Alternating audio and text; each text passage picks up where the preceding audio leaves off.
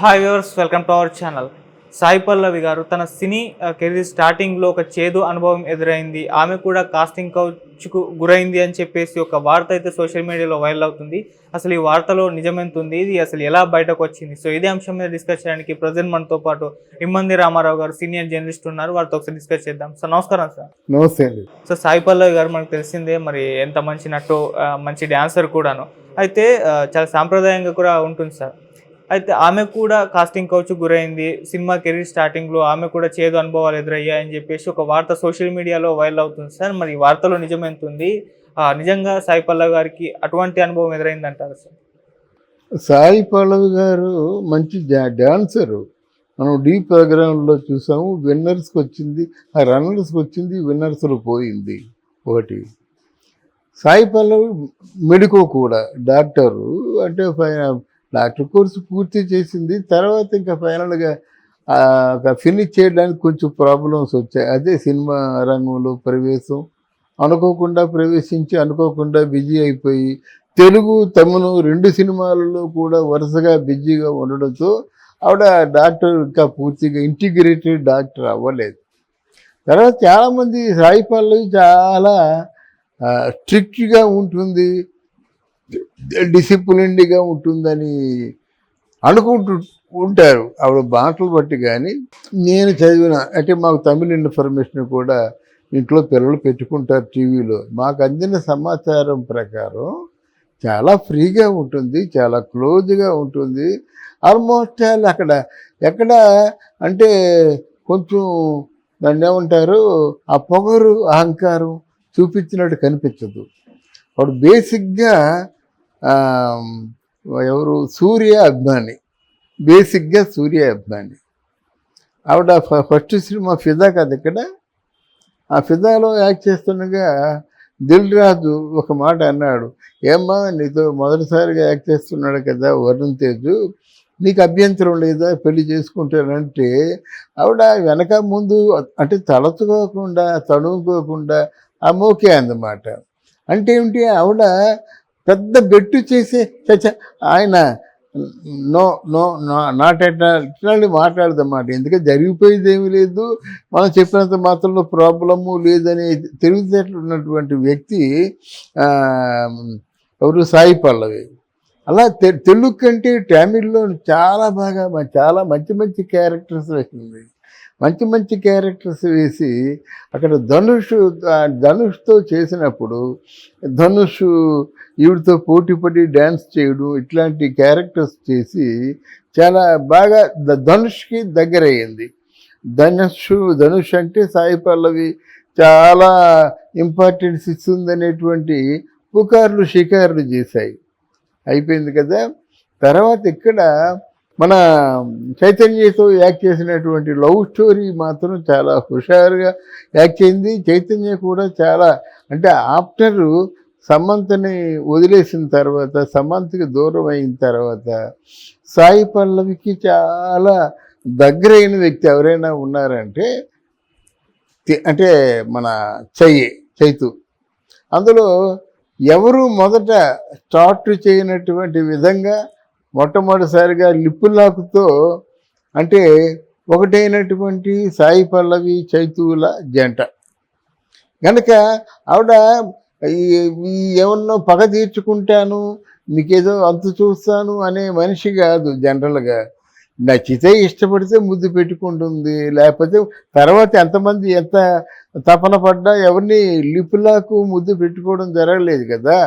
ఇక్కడ ఎవరు, మన టిల్లు 2లో ఏదో అనుకోకుండా అనుపమ పరమేశ్వరును, తర్వాత ఆయనకి జరిగింది కానీ సిద్ధు, అంతేగాని తర్వాత లిప్లాక్ చేసిన వాళ్ళు, అంత ధైర్యం ఉన్నవాళ్ళు, అంత నటన పట్ల ఆరాధనాభావం ఉన్నవాళ్ళు ఎవరు లేరు.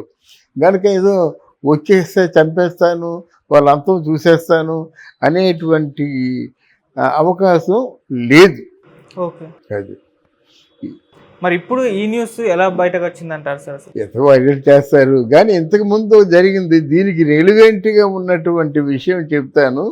ఇది ప్రేక్షకులకి ఎవరికీ తెలీదు, మీకు తెలియదు. ఓకే, ఒకనొకప్పుడు చెన్నైలో విజయవాహిని స్టూడియోస్ అని ఉండేది. అందులో చిన్న చిన్న వేషాలు వేస్తుండేది వాణిశ్రీ గారు. అప్పుడు వాణిశ్రీ గారి పేరు రత్నకుమారి. ఆ రోజుల్లో హీరోయిన్లు వేషాలు కావాలంటే ప్రొడక్షన్ మేనేజర్లకి కాకా పట్టాలి, లేదా వాళ్ళు చెప్పినట్టు వినాలి, లేదా వాళ్ళ కనుసన్నల్లో మసలుకుంటూ ఉండాలి. అటువంటి విధంగా మసలుకుంటూ ఉన్న రోజుల్లో వాణిశ్రీని ఒక ఆ, అది అంటే అప్పుడు జరిగినటువంటి విషయం కదా మనం చెప్పుకుంటున్నాం. సంఖ్య ఎందుకు కానీ కొంతమంది ఏదో వాళ్ళు వాష్రూమ్కి తీసుకువెళ్ళి కాసేపట్లో పంపించేశారు అంతే.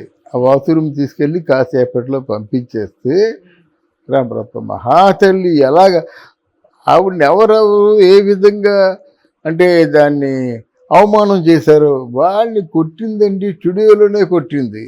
వాళ్ళు కాల్ షీల్డ్కి వెళ్తే కాలుతో తన్నింది. అంటే ఏవిఎం చెట్టిగారు గారు కూడా భీష్మ చిత్రంలో వెళ్ళినప్పుడు ఏంటి పని మనిషిలాగా ఉంది ఈ అమ్మాయి, తీసి పారేయండి అని చెప్పాడు.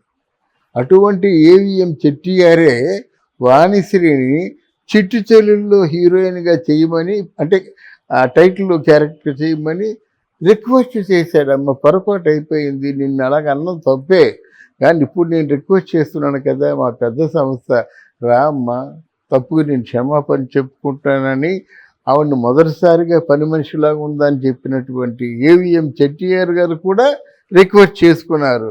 ఆవిడని ఎవరెవరైతే అవమానం చేశారో వాళ్ళందరినీ కూడా మామూలు కాదు ఇంటికి వెళ్ళికొట్టింది.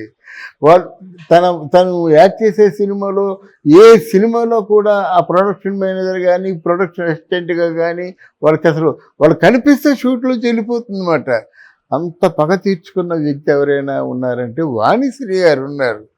ఈ సాయిపాల్లోకి ఏంది బాగా బతకడం తెలుసు, డీ ప్రోగ్రాంలో ఎంపికైంది, ఎవరెవరిని ఎంత మంచి చేసుకోవాలో, ఎవరితో ఎలా ఉండాలో తెలుసు, ఆఖరికి లిపిలాకైనా ఇష్టమైతే పెట్టుకోవచ్చు అనేటువంటి ఆలోచనతో ఉంది. ఏదో పైగా ఆవిడ పెద్ద అందగత్తి కాదు, ఆవిడ పెద్ద ఓవర్గా బిజీ అయిపోయే అవకాశం లేదు. మామూలు సంసారపక్షంగా ఉన్న క్యారెక్టర్లా ఉంటుంది. ఆ సంవత్సరానికి ఒకటో రెండో సినిమాలు వస్తే రావచ్చు, అది వైరల్ అవుతుంది. దాన్ని మీ ఫోటోలు అడిగినట్టితే ఇది ఇప్పుడు కాదు రా బాబు, పలానా అప్పుడు జరిగిందని చెప్పుకోవాల్సిన అవసరం వస్తుంది మనకి. కానీ అది కాదు, అది కేవలం ఫేక్ స్టోరీ. ఈ సాయిపాల్లోకి ఏంది బాగా బతకడం తెలుసు, డీ ప్రోగ్రాంలో ఎంపికైంది, ఎవరెవరిని ఎంత మంచి చేసుకోవాలో, ఎవరితో ఎలా ఉండాలో తెలుసు, ఆఖరికి లిపిలాకైనా ఇష్టమైతే పెట్టుకోవచ్చు అనేటువంటి ఆలోచనతో ఉంది. ఏదో పైగా ఆవిడ పెద్ద అందగత్తి కాదు, ఆవిడ పెద్ద ఓవర్గా బిజీ అయిపోయే అవకాశం లేదు. మామూలు సంసారపక్షంగా ఉన్న క్యారెక్టర్లా ఉంటుంది. ఆ సంవత్సరానికి ఒకటో రెండో సినిమాలు వస్తే రావచ్చు, లేదా అక్కడ తమిళంలో ఉంటుందన్నమాట. అంతేగాని ఓహో అని శ్రీదేవి, అనుష్క వీళ్ళలా బిజీ అయిపోయే అవకాశాలు తను లేవు కనుక ఇది ఎవరో పుక్కిటి పురాణం అనుకుంటున్నాను అన్నమాట. ఈ మధ్య చాలామంది రైటర్లు, జర్నలిస్టులే రైటర్లు అయిపోతున్నారు, జర్నలిస్టులు కూడా రైటర్లు అయిపోతున్నారు అన్నమాట. ఎవరికి ఏమి తోచినట్టయితే వాళ్ళు చెప్పేస్తున్నారు, అది వైరల్ అవుతుంది. దాన్ని మీ ఫోటోలు అడిగినట్టయితే ఇది ఇప్పుడు కాదు రా బాబు, పలానా అప్పుడు జరిగిందని చెప్పుకోవాల్సిన అవసరం వస్తుంది మనకి. కానీ అది కాదు, అది కేవలం fake story. Okay, thank you so much sir. Thank you bye.